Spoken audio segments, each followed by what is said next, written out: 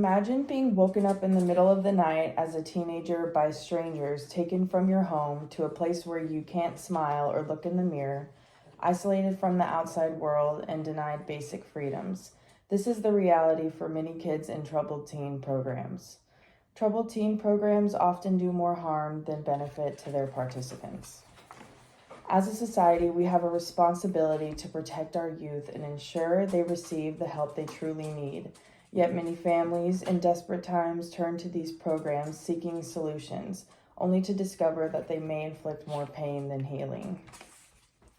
Today, I will be discussing where the abusive tactics originated in these programs, what typically happens in these environments, and the lasting impact they have on young individuals after they leave. Let's begin with talking about where these abusive tactics originated.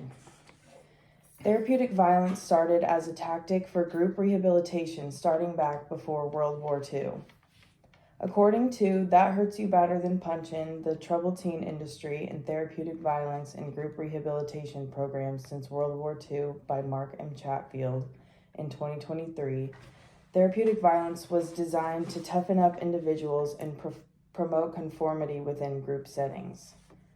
This harsh approach often took place in military-type environments and received endorsement from American politicians and professionals, showing a societal acceptance of aggressive methods as a means of achieving behavioral modification.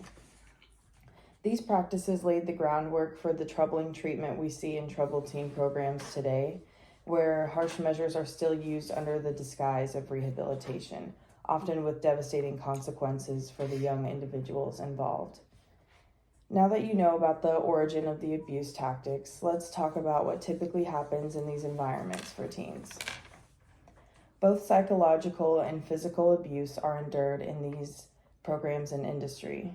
According to how Netflix's The Program docuseries exposes the troubled teen industry by Olivia B. Waxman in 2024, forms of psychological abuse included requiring teens to keep bathroom stalls open while using the restroom, prohibiting them from speaking to or looking at one another, and penalizing them for things like looking out a window.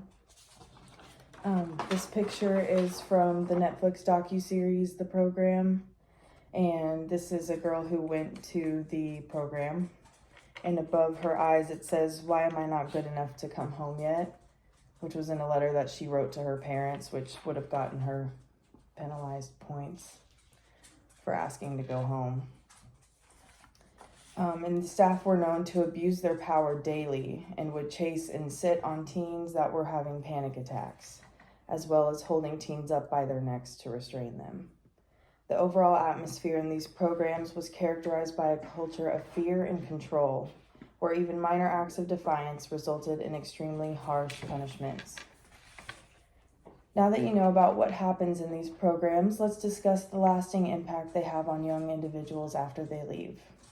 Coming from a program that can be both psychologically and physically abusive can have a bad impact on participants. According to The Troubled Teen Industry and Its Effects in Oral History by Jamie Mader in 2022, participants reported a variety of difficulties after leaving treatment, and several are admitted to mental hospitals within a year.